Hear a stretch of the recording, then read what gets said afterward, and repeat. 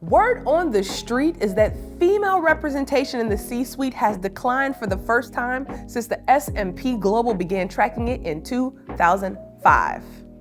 Bad news, gang. Let's talk about it.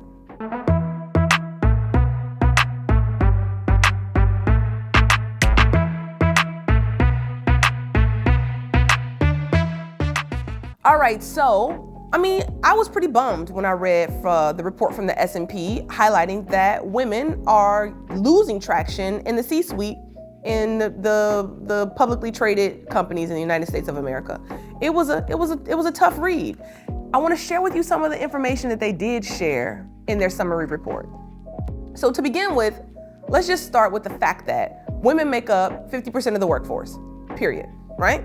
We make up half the population and we make up 50% of the workforce.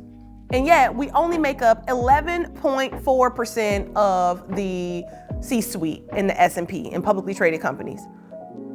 I don't get what is, so we make up 11%. That means guys make up, what is that, 89%? I'm doing some quick math here. I think that's 89%. What? So I was pretty bummed about it, but I've got some more data to talk about. The growth in female representation dropped to 0.5% in 2023 compared to 1.2% in the past years, okay? And we also went from making up 12.2% of the C-suite in 2022 to 11.4% of the C-suite in 2024, okay? Now this is in the 15,000 C-suite roles that are available and represented in the S&P that we're talking about right now. I'm just giving you some numbers because you know I love numbers. This is what we do at Word on the Street. We bring the data and then we give you our interpretation of what's going on with the data. And my interpretation of what's going on with this data is that this sucks. In a summary, in a word, to use a technical word, this sucks, okay? So, what was also highlighted in the S&P article is that we are losing the number of CEOs at these publicly traded organizations, and we are not replacing these women with other women, right? So for the first time ever, many of these companies hire a woman, and then the woman transitions, and then they don't pursue hiring another woman again, which is pretty epic. But what was also interesting in this article for me is, although S&P Global didn't talk about why these women are leaving and why they're not being replaced with other women, or when men are leaving the roles, they're not being replaced with women. So S&P did not explain why women are making up less of the C-suite in the S&P. They didn't diagnose why this trend is happening and why women are not being replaced when they transition out of these CEO roles. But what they did talk about during the earnings calls is they highlighted that diversity and inclusion are being discussed less frequently in the earnings calls, okay? So in 2020, there was a lot of talk of diversity, equity, and inclusion in the earnings calls, and now it is radio silent on those topics, which I think is fascinating. Folks have been talking about the fact that DEI has become more taboo. They have really, they've really turned diversity, equity, and inclusion into a naughty word. People have even turned it from diversity, equity, and inclusion into DEI, meaning didn't earn it.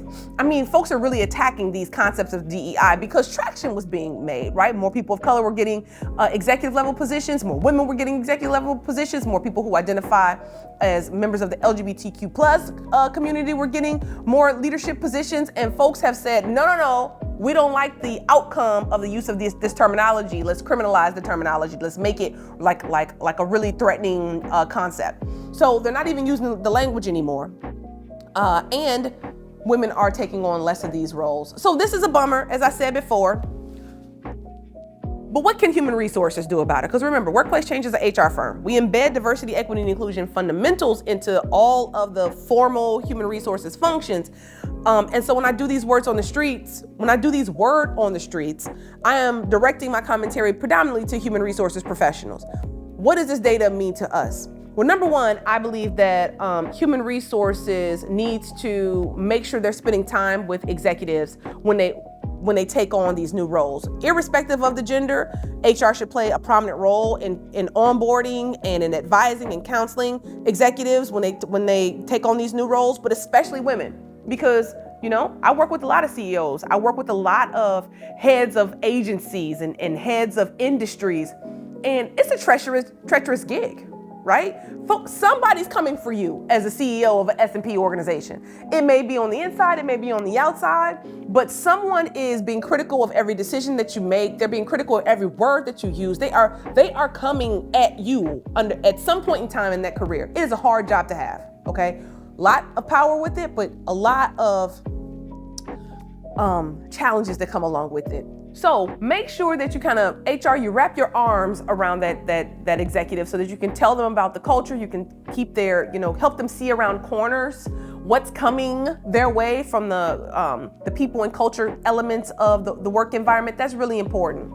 I also think it's really important for us to ensure that the jobs that lead to the C-suite are actually led by women and people of color. It's important. You don't just overnight become a CEO. You gotta earn your stripes over time. And so if women and people of color don't get those directors of operations position, those VP of operations, those EVP of operations positions, they won't likely get an opportunity to lead as the chief executive officer inside an organization. So make sure that you're building a pipeline of talent who can compete for those CEO positions to ultimately be able to take some of these spots over time. So word on the street is that women are not getting the same volume of opportunities to lead the C-suite in the S&P and quite frankly, beyond the S&P. And that's a bummer. But we can do something to interrupt this pathway. We can get this back on a trend line that is optimistic for women who have aspirations of being at the C-suite one day. So that's this issue of word on the street. If you've got questions or comments, jump in the chat. I'd love to hear from you. Until next time.